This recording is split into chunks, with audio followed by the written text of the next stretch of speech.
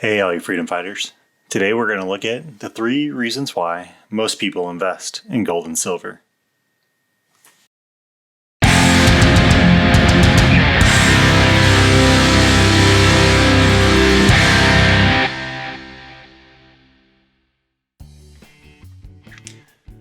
Welcome a little bit to freedom, where we like to have fun while exercising our rights.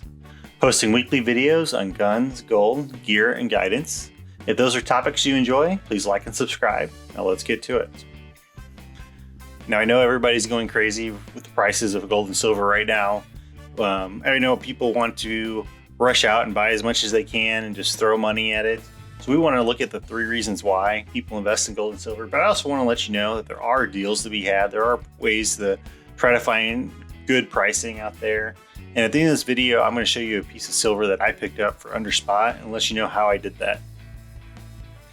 Now, the reasons that I look at for the 3 reasons why most people invest in gold and silver, the first reason is insurance.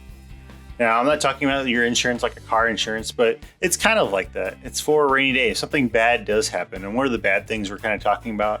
The main thing here is inflation, right? If the government prints more currency, if the government destroys their currency, this is a good hedge and a good insurance against that. If inflation goes up, then the price of silver and gold, being precious metals, being commodities, but also being viewed as money in many cases, will go up as well.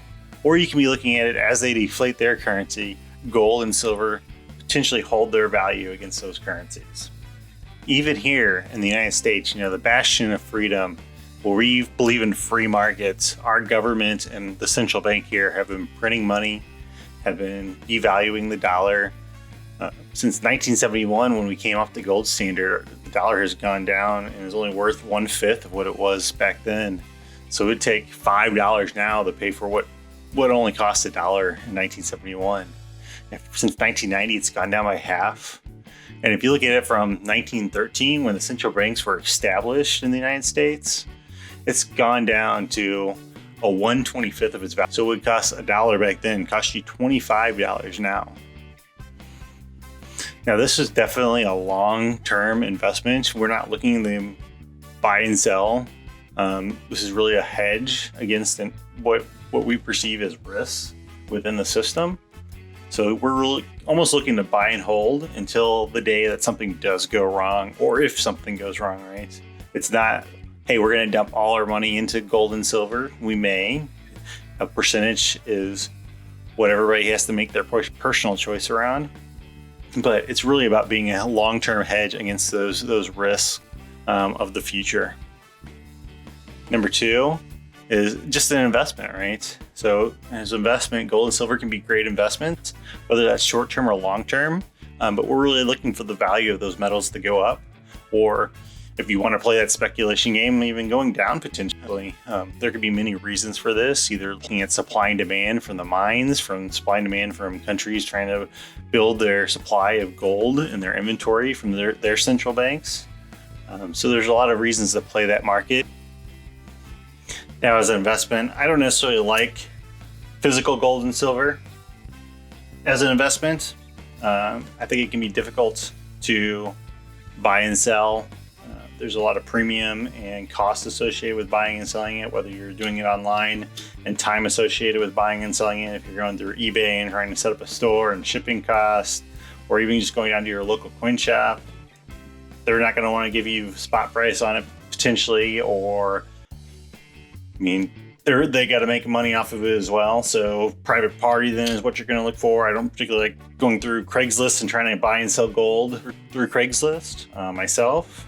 And there can be a lot of risks there that I don't necessarily want to take when I'm trying to sell a $1,500, $2,000, $2,500, who knows where it may end up, ounce of gold to some random person on Craigslist.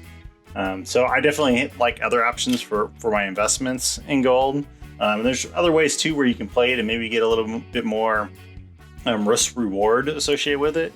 But I'll go through some of those potentially in a different video coming up in the future. There's also barter, right? So barter, when we look at barter, we really look at kind of the SHTF, kind of that prepper mentality of buying gold and silver kind of as bartering items. If the economy completely collapses, then you want to have that. I look at that as potential. I don't see it as a highly likely scenario, but you never know. I like to be prepared and be ready for those kinds of things. That's why I collect 90% silver. I really love 90% silver for that reason, because it's small denominations, quarters, dimes, half dollars.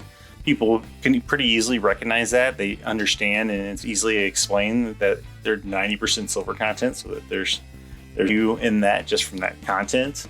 And that's something that's, for the most part, pretty readily known and understood. Gold's a little harder for that because it's such a large value, unless you're thinking you're going to go barter for some land or something, which probably may not be the case unless it's some kind of long-term collapse. But hopefully the government comes in, or a government comes in, something gets established and things turn back to normal before too long. So I like to have small denominations, half dollars, dimes, quarters, even things like peace dollars. But even the silver rounds, silver maple leaves, silver government issue, like the silver eagle here. Nice coin. These are great for potential barter as well as for that insurance. That's why things like this can be great additions to have. It's part of the reason why I try to keep a little bit of silver and not just keep gold, is for the case of that's good insurance and good barter. So you can have dual roles of these three things of insurance, investments, barter. Don't think of mutually exclusive options.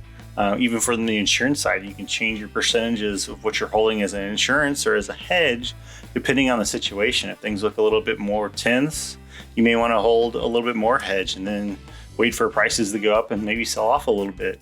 You may want to try to barter a little bit and kind of create a silver or gold economy along the way, even when the system's stable. I've seen people do that many times, where they buy some smaller goods and they see if folks will sell or utilize a percentage of it by utilizing their gold or silver stack to pay for part of it. That's another great thing to do that also potentially helps you with some taxes. But don't take any of this advice as legal or tax advice. I'm certainly not a lawyer, a financial advisor, or any kind of tax professional. This is just me talking and kind of giving my thoughts and opinions around things. But in the end, you really have to come up with your own solutions and think about how it works into what your plan is in long term. How do you want to be prepared? What are you thinking about the way the world is running and how things are going? And kind of, it's just a good idea to kind of do some thought experiments around that and think about if you want to hold some gold or silver, and then how much gold or silver you have and what reason you're holding it for. Is it insurance, investment, barter, a little bit of all three, and just kind of think about it and take a look at it. Now, I said I would tell you about what I bought. So what I was able to pick up is this one right here, the nice little Australian 2013 $1. Got the queen there, but this is a Year of the Snake. This is a nice coin, and I picked this up for $14. It was actually for sale for $33, so above spot. There's a lot of coins above spot right now, so pretty regularly how much an ounce of gold is going for. But I picked this up because I had previously bought a gold coin through eBay. This is where I picked this up at, and I had some eBay bucks. So using those eBay bucks, I can either look at it like I reduced my cost of my gold or I reduced my cost of my silver, because that's just kind of free money that eBay is giving you for utilizing their service. So that was great.